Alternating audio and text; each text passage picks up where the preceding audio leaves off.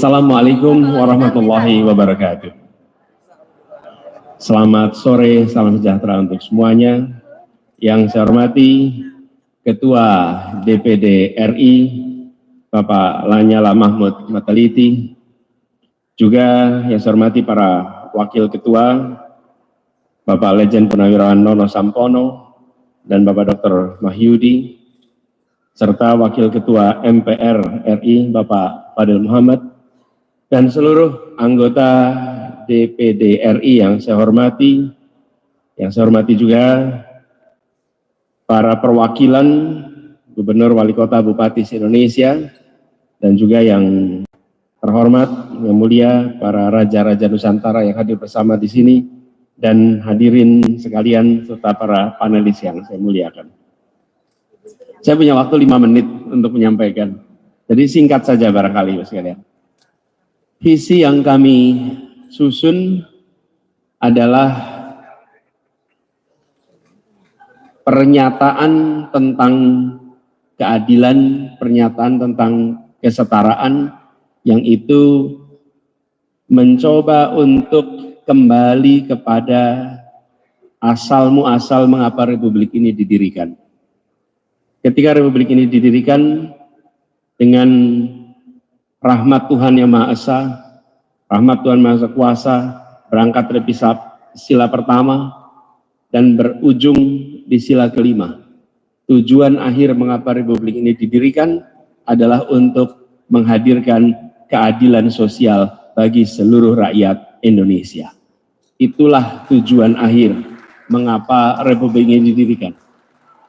Dan saat ini kita menyaksikan di dalam perjalanan Republik ini mengalami kemajuan yang tidak setara. Ada daerah-daerah yang mengalami kemajuan amat pesat dan banyak daerah-daerah yang kemajuannya lambat sehingga secara relatif tertinggal. Karena itu misi yang kami buat adalah Indonesia adil makmur untuk semua. Itu pernyataan misinya. Bukan sekedar adil makmur, tapi ditegaskan untuk semua. Pernyataan penegasan ini kita menginginkan apa yang hari ini dirasa sebagai ketidaksetaraan, ketimpangan menjadi prioritas utama untuk diselesaikan. Sebagai ilustrasi, indeks pembangunan manusia di Jawa dan Sumatera angkanya 74. Di luar Jawa dan Sumatera angkanya 69.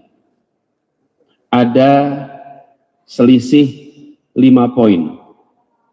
Tapi kalau kita lihat itu angka tahun 2022.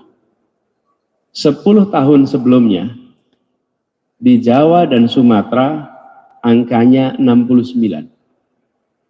Jadi ketika kita melihat angka 5 poin, jangan dipandang semata-mata sebagai 5 poin, tapi pandang ini sebagai 10 tahun selisihnya. Jadi untuk mengejar ketertinggalan tidak bisa dengan effort biasa saja. Harus ada langkah-langkah yang ekstra, karena bersamaan dengan kita hendak meningkatkan kualitas manusia di kawasan luar Jawa dan Sumatera, pada saat bersamaan di 2 pulau ini angkanya juga akan naik. Ketertinggalan itu bila tidak diseriusi akan menimbulkan ketimpangan yang makin hari makin besar. Jadi yang tadi disampaikan oleh Pak Ketua yang terhormat adalah tema yang sangat dekat dengan apa yang kami rencanakan. Kami menginginkan agar anak-anak Indonesia dilahirkan di mana saja bisa mendapatkan kesempatan yang sama untuk meraih masa depan yang baik. Dan itu artinya fasilitas pendidikan, fasilitas kesehatan, lapangan pekerjaan setara. Nah, itulah yang menjadi misi, visi kami yang kemudian diturunkan di dalam sebuah rangkaian program berisi 8. Bapak Ibu sekalian yang kami hormati, di dalam visi dan misi kami menuliskan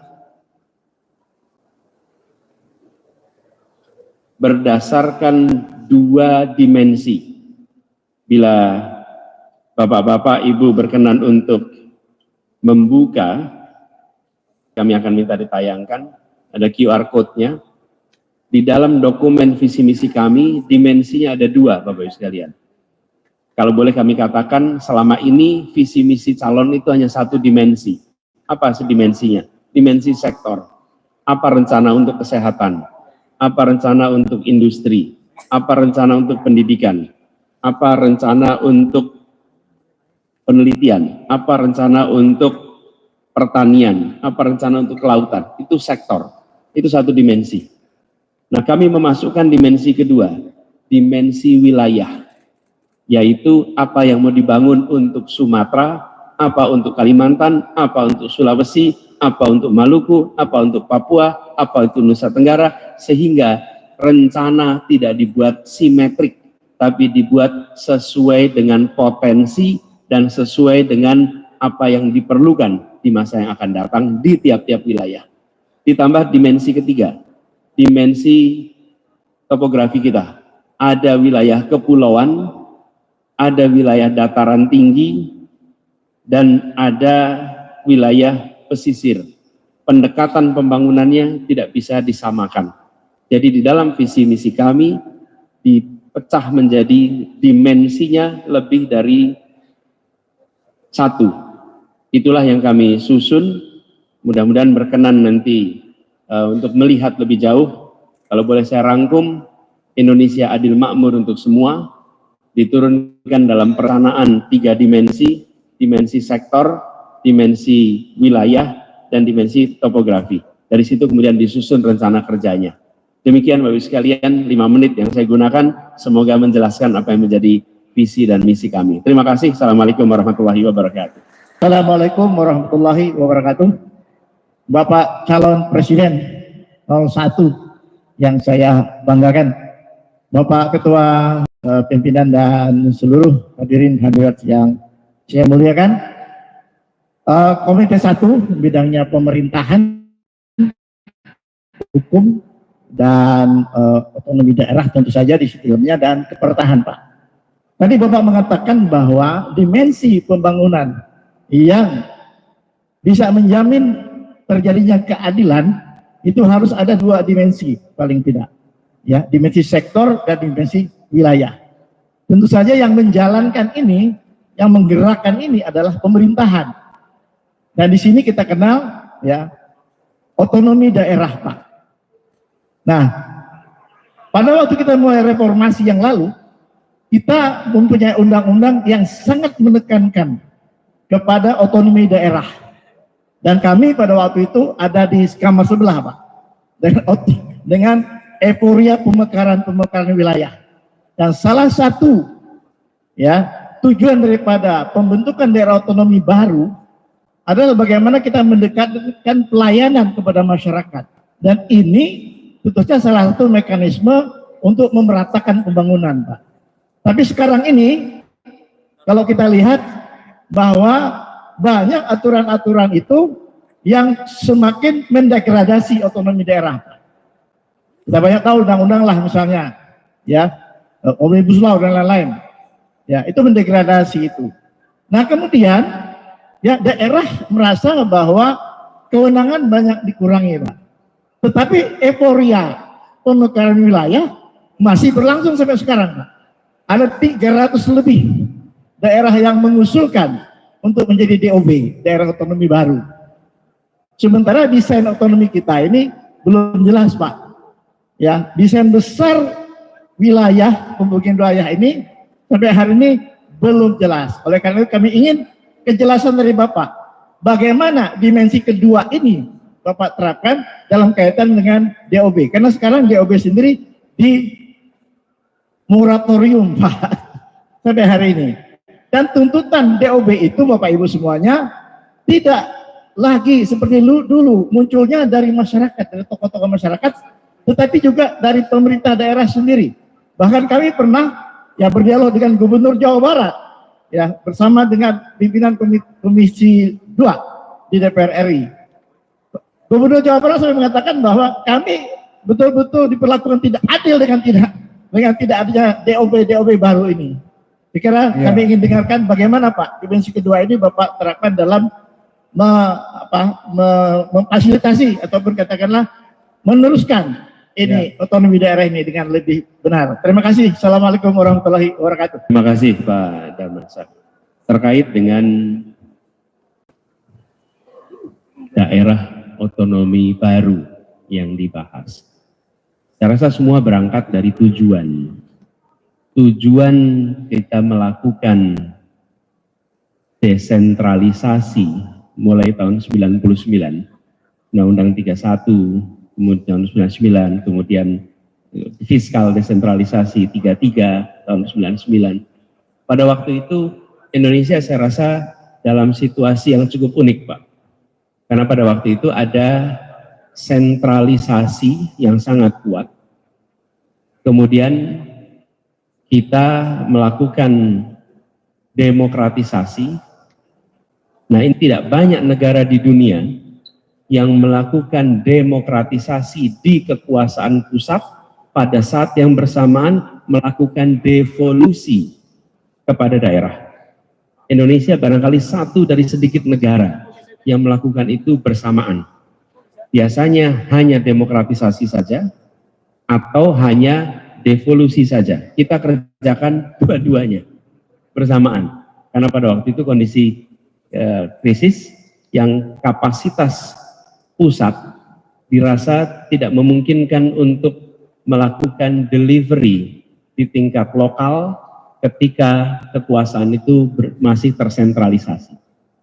Jadi tujuannya seperti yang disampaikan agar satu, pelayanan lebih baik, tapi yang tidak kalah penting adalah aspirasi lebih cepat terserap. Karena jarak antara rakyat dengan pengelola anggaran, pemegang kewenangan itu lebih pendek. Kemudian yang ketiga adalah monitoring atas pelaksanaan yang lebih mudah oleh masyarakat. Nah, aspek ini kemudian kita saksikan banyak daerah otonomi baru yang bermunculan. Dari pandangan kami, bila kebutuhan tentang kewenangan yang disebut sebagai otonomi daerah itu karena kebutuhan objektif dan landasannya teknokratik, maka itu layak untuk dibahas, layak untuk dipertimbangkan. Ketika aspirasi tentang otonomi baru atau daerah itu karena ada konstelasi politik yang tidak bisa dipersatukan, lalu kemudian mau dipisahkan, nah ini bisa problematik. Karena bila unsurnya itu, maka ini tidak terkait dengan tiga hal yang tadi kita sampaikan. Ini terkait kepada konstelasi elit lokal yang kemudian membutuhkan solusi bukan mencapai kesepakatan stabilitas, tapi membuat perbedaan diinstitusikan di dalam bentuk daerah otonomi baru.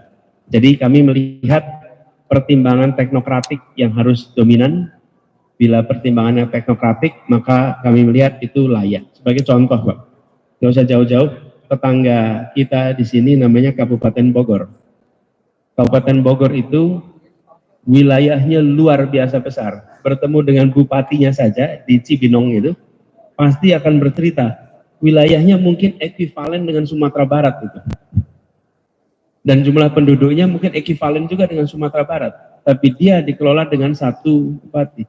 Dari Bekasi Timur, kalau mau ngurus surat-surat ke Cibinong, tantangan. Dari Jasinga mau ke Cibinong, tantangan. Kenapa? Wilayahnya luar biasa besar. Ini contoh. Nah, yang seperti ini, maka pertimbangannya teknokratik.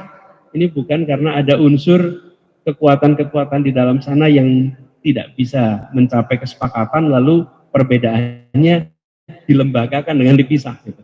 Nah, ini menurut kami layak untuk dipertimbangkan. Demikian jawabannya. Terima kasih. Benar sekali, Pak. ini rujukan pertama dan terutama adalah Undang-Undang Dasar 1945. Karena itu penting sekali bagi semua yang berada di dalam birokrasi untuk ingat konstitusi ini sebagai catatan atas apa yang benar sekali Bapak sampaikan. Ketika saya bertugas di Kemdikbud sebagai Mendikbud, ketika bertugas mulai di DKI Jakarta, di pertemuan pertama dengan seluruh jajaran, saya minta untuk kembali membuka Undang-Undang Dasar 1945 dan membaca pembukaan Undang-Undang Dasar 1945. Walaupun kita sudah hafal isi pembukaan itu, tapi baca lagi. Sebagai apa? Sebagai pengingat bahwa kita di sini menjalankan amanat konstitusi. Dan apapun yang kita perbuat, rujukannya ke sana. Lalu yang kedua, saya minta untuk membaca ulang sumpah jabatan yang dibaca pada saat pelantikan. Baca lagi, walaupun biasanya itu disimpan di laci dan tidak pernah diotak-atik lagi. Kenapa? Karena dalam sumpah itu dikatakan bahwa tugasnya adalah menjalankan konstitusi dan tidak boleh mengambil kebijakan yang memberikan keuntungan dan lain-lain. Itu ada tuh di kalimat sumpah jabatan. Hal ini Pak Bustami nampaknya kecil, tapi ini jadi pengingat setiap kali kita menjalankan kewenangan. Jadi terkait dengan ini, kami melihat apa yang Bapak tadi sampaikan, Undang-Undang Dasar 1945 pasal 33 ayat 1, 2, dan 3, dan ayat 3-nya eksplisit, bumi dan air dan kekayaan alam yang terkandung di dalamnya dikuasai oleh negara dan digunakan untuk sebesar-besarnya kemakmuran rakyat. Jadi bagi anak-anak muda Indonesia yang dikirim sekolah keluar dan kembali, saya sering mengingatkan, tolong jangan pulang ke Indonesia menggunakan ideologi pikiran ekonomi yang tidak sejalan dengan konstitusi kita. Bawa itu sebagai pegangan. Dan kita memiliki prinsip tentang pengelolaan sumber daya alam yang mungkin beda dengan negara-negara lain, di mana korporasi diharuskan mentaati konstitusi. Nah, yang sering terjadi terbalik, Pak. Kebijakan dibuat supaya korporasi mau bekerja di sini. Loh, harusnya ini landasan konstitusinya, semua korporasi harus ikut. Jadi bila disebutkan misalnya ada 6 urutan misalnya Pak, kenapa kita berikan kesempatan? 1, peningkatan pendapatan negara dan devisa. 2, pertumbuhan ekonomi daerah. 3, pendapatan masyarakat di daerah itu untuk mengurangi kemiskinan. Kemudian keempat, membuka lapangan pekerjaan untuk siapa? Utamanya yang berada di daerah itu merasakan. 5, ada transfer teknologi. Keenam, ada perlindungan kepada lingkungan hidup. Jadi pengelolaan sumber daya alam, kami melihat 6 hal ini harus dipenuhi. Nah, apa yang sekarang terjadi, sebagian meleset dari situ. Misalnya, tentang membuka lapangan kerja. Yang fenomenal itu sudah mayoritas perusahaannya perusahaan asing, kemudian mayoritas pekerjanya pekerja asing dengan kualifikasi tenaga kerja yang sama dengan tenaga kerja yang ada di Indonesia. Nah, ini problem. Ini problem. Lalu di catatan pertumbuhan GDP regional menyaksikan ada lompatan pertumbuhan ekonomi yang tinggi, tapi yang sama terjadi angka kemiskinan yang tinggi, angka pengangguran yang tinggi. Nah, ini yang harus dikoreksi. Jadi kami melihat ke depan pengelola ini harus dikembalikan kepada prinsip konstitusi, dan ini bukan selera, ini adalah amanat sumpah jabatan yang dibacakan pada saat kewenangan itu diberikan. Jadi tidak ada urusannya dengan anti A, anti B, anti C. Bukan. Ini soal melaksanakan konstitusi. Kalau konstitusi yang mengatakan begitu, dan ini seperti dianjurkan, ini ayat ini, pasal ini kan gagasan Bung Hatta, dan konsepnya adalah bagaimana perekonomian menghasilkan keadilan, menghasilkan suasana kemakmuran bersama, bukan hanya menghasilkan efisiensi pasar, efisiensi mikroekonomi. Jadi kami melihat hal-hal ini perlu dikoreksi sehingga kekayaan alam yang ada bisa dirasakan oleh masyarakat di tempat itu. Demikian Pak, terima kasih. Pak Hasan Basri, Kalimantan Utara. Jadi begini Pak, kami melihat PR untuk meningkatkan kesejahteraan rakyat ini membutuhkan komitmen dari pusat dan daerah secara bersamaan. Daerah bekerja sendiri, fiskalnya tidak akan mencukupi. Harus didukung dengan pusat. Nah, kami melihat kewenangan yang selama ini diberikan dalam urusan Kesra sangat mengandalkan pada kepemimpinan yang ada di wilayah itu. Apabila gubernur, bupati, wali kota peduli pada isu Kesra, maka itu dihandle. Tapi bila yang dipedulikan isu yang lain, maka itu bisa lewat.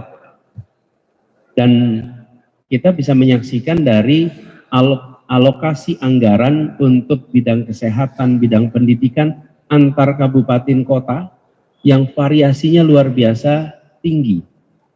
Di sebuah daerah, kami pernah menghitung Pak, itu alokasi per siswa per tahun bisa 80.000, tetangganya bisa 300.000 rupiah, tetangganya lagi bisa 600.000 rupiah.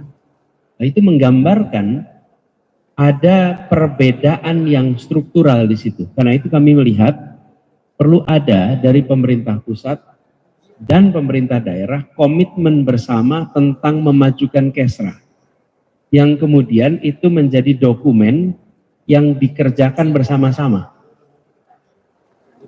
Di sini ada, saya barusan lihat ada beberapa Pak Gubernur hadir juga di sini, Pak Bupati. Kita sering dikumpulkan juga oleh pemerintah pusat. Tapi dikumpulkannya kalau kita masih ingat, itu kalau silpanya besar Pak. Kita dikumpulkan, betul Pak ya. Kemudian kita dikumpulkan juga kalau uang yang disimpan di bank itu banyak Pak. Yang ketiga, kita juga dikumpulkan kalau kandungan lokal di dalam belanja barang dan jasa itu tidak memenuhi target. Tapi kami nggak pernah dikumpulkan kalau urusannya stunting, urusannya ibu hamil, ibu melahirkan meninggal, kemudian anak putus sekolah. Nah, ini yang rencana kami akan kerjakan. Kami akan kumpulkan dan kami akan kerjasama, lalu ditunjukkan nih daerah ini apa yang bisa pemerintah pusat bantu untuk mencapai target. Jadi bila di sebuah daerah angka kematian ibu melahirkan itu tinggi dan berurutan tahunan, ini ada sesuatu yang salah di sini. Belum tentu masalahnya di kesehatan, bisa jadi masalahnya di transportasi. Karena kalau di kepulauan itu kalau sudah kondisinya berat, tidak ada fasilitas rumah sakit, ibu hamil komplikasi, repot. Jangankan itu, di Lampung aja nih, salah satu yang ada di sini. Itu daerah Lampung yang melewati sungai-sungai yang besar, kalau tidak bisa nyebrang, tidak bisa dapat pelayanan. Jadi kami berencana membuat sebuah target-target capaian Kesra yang disepakati bersama dan kemudian itu didorong bersama supaya kita bisa memastikan delivery-nya berjalan baik. Karena delivery-nya nggak di tangan pemerintah pusat, delivery-nya ada di Pemda, khususnya di kabupaten. Walaupun nanti dibagi lagi, SMA di provinsi, SD SMP di kabupaten, rumah sakit juga ada pembagian, nah itu teknisnya. Tapi capaian-capaian, sehingga pemerintah pusat memiliki instrumen untuk transfer daerah itu terkait dengan capaian-capaian ini. Ini juga yang kemarin kami pandang penting untuk dana otsus dan lain-lain. Dana-dana itu jumlahnya besar, tapi tidak diberikan capaian apa yang harus terjadi di aspek kesranya. Nah, ini ditambah lagi yang terakhir tadi Bapak sampaikan, terkait dengan kawasan perbatasan, yang di situ memerlukan tambahan dukungan, karena belum tentu berhadapan dengan perbatasan yang kondisi sosial ekonominya lebih rendah. Kalau berhadapan dengan kondisi sosial ekonomi yang lebih tinggi, maka ada tantangan tersendiri di situ.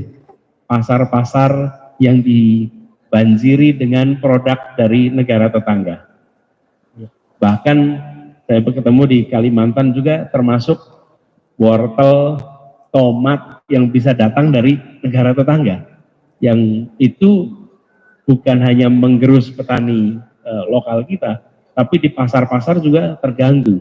Nah, ini perlu ada kesepakatan dukungan agar dari pusat bisa memberikan dukungan kepada daerah perbatasan supaya mereka satu kesejahteraan naik, yang kedua bisa mengamankan perbatasan dengan baik. Demikian jawabannya. Terima kasih. Ya, Memang Sabrin yang saya hormati, terima kasih.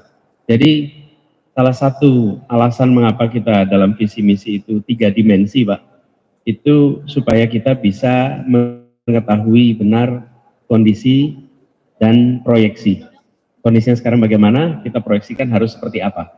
Dan dari situ diperlukan apa dari daerah, apa dari pemerintah pusat. Nah, ini memang harus dikomunikasikan dan harus ada keseriusan di tingkat nasional. Persoalan ini sangat strategis untuk menjaga keutuhan Republik ini. Harus disadari. Saya beri ilustrasi, walaupun ini bukan berarti akan terjadi, tapi saya beri ilustrasi. Peristiwa Balkan, Pak. Itu yang kita ingat adalah etnik konfliknya, Pak. Pada saat Serbia, Bosnia, Herzegovina, kemudian Montenegro, dan lain-lain, ada 8 sekarang negara bekas Yugoslavia. Yang kita lupakan bahwa terjadi disparitas antar wilayah dalam waktu yang berkelanjutan dan didiamkan. Jadi itu kalau bayangan saya namanya mengeringkan rumput, Pak. Tinggal tunggu aja puntung rokok itu jatuh, Pak. Dan puntung rokok jatuh itu dalam waktu dan siapa yang kita tidak pernah tahu. Nah, kalau kita tidak membereskan ketimpangan ini dan pusat tidak mau berubah, maka kita sedang meningkatkan risiko Indonesia menghadapi konflik yang regional yang kuat. Karena itu menurut kami harus ada kesadaran membereskan persoalan pembangunan di daerah. Dari mulai aspek kesra, yang itu di belakangnya adalah perekonomian. Karena kalau perekonomiannya bergerak, insya Allah kesejahteraannya akan meningkat.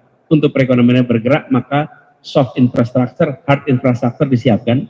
Kemudian dari sisi pemerintah harus menyiapkan regulasinya, sehingga regulasi itu membuat soft hard infrastructure tumbuh, pasarnya berkembang, kesejahteraan masyarakatnya meningkat. Dari situ nanti siklusnya akan balik lagi, kesejahteraan itu akan masuk lagi dalam bentuk pajak, nanti bergerak. Nah, jadi Pak Amang, kami melihat nomor 1 harus ada proses persuasi yang agak serius kepada semua untuk bicara tentang Indonesia yang bersatu terus jangka panjang.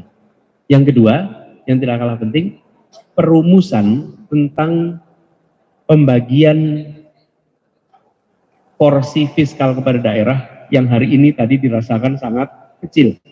Bahkan bukan hanya kecil, Pak. Ada dependensi yang tinggi antara daerah dengan pusat. Kalau kita tengok di masa lalu kota-kota kita itu bisa jalan sendiri, Pak, tanpa dukungan dari pusat yang besar, Pak. Coba kalau misalnya ingat di Bandung zaman dulu, ingat Cirebon, kota-kota itu punya anggaran yang cukup di daerahnya.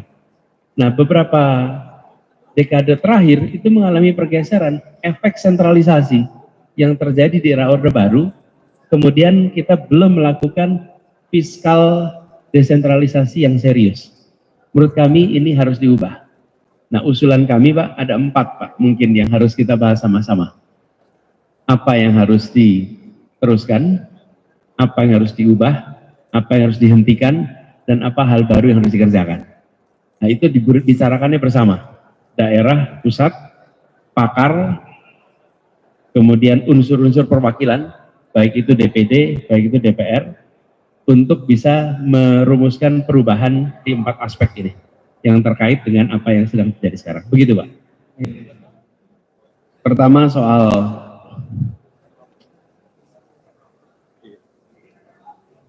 transisi energi dan lain-lain.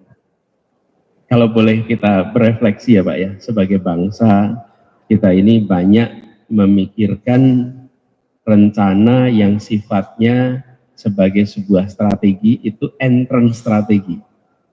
Jarang sekali kita ini memikirkan yang namanya exit strategi.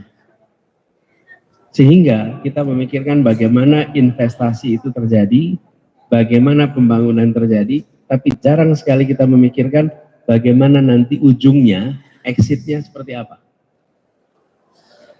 Contoh yang paling sederhana Pak, itu dirasakan di Pulau Jawa Pak. Namanya Pantura Pak. Pantura itu, negara membuat strategi baru, namanya membangun jalan bebas hambatan dari barat sampai ke timur. Bagus, bagus. Tidak ada pertanyaan soal itu. Itu dibutuhkan, supaya sistem logistik kita bisa berjalan dengan efisien. Tapi kita melupakan exit strategi bagi kawasan Pantura. Ini exitnya bagaimana mereka? Yang kita kerjakan, ya dilupakan begitu saja. Pokoknya bangun jalan tol, Panturanya mati, ya mohon maaf, ada perubahan. Nah, ini tidak boleh terjadi Pak, di dalam transisi energi Pak.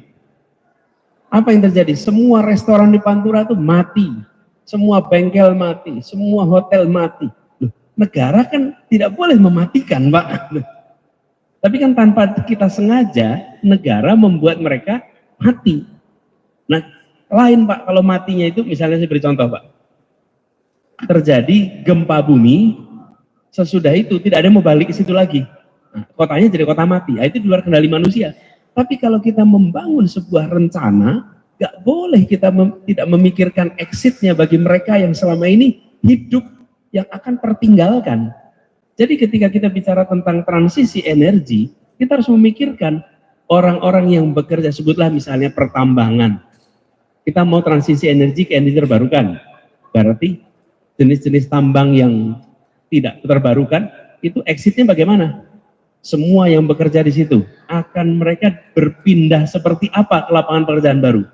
Lalu seluruh mata rantainya, sampai produksinya, akan kemana mereka ini nanti? Jadi, ini yang belum pernah kita kerjakan. Ini yang kalau sampai kita nanti melakukan, dapat kewenangan Pak, kami akan memikirkan secara serius exit strateginya, supaya mereka tidak mati. Berangkat dari mana ini? Berangkat dari observasi kami menyaksikan Pantura. Pantura, datang Bapak ke Pantura, sedih melihatnya. Rumah-rumah makan sudah penuh dengan tanaman rambat karena nggak keurus, mati. Nah, jangan sampai kita menuju sesuatu yang baik, tapi meninggalkan residu masalah yang struktural. Ini problem struktural. Saya beri contoh Pak, kalau misalnya Pantura, bayangkan sebelum jalan itu dibangun, negara hadir dan mengatakan, ini akan ada jalan tol, tempatnya akan sepi. Akan sepi nanti. Sekarang Bapak Ibu, yuk mumpung masih punya modal, bikin empang. Bikin, itu kan gambaran, bikin beralih ke misalnya udang, beralih ke sektor maritim, sektor perikanan, atau beralih ke sektor apa. Jadi ada proses perpindahan yang negara sudah tahu ini akan terjadi perubahan struktural.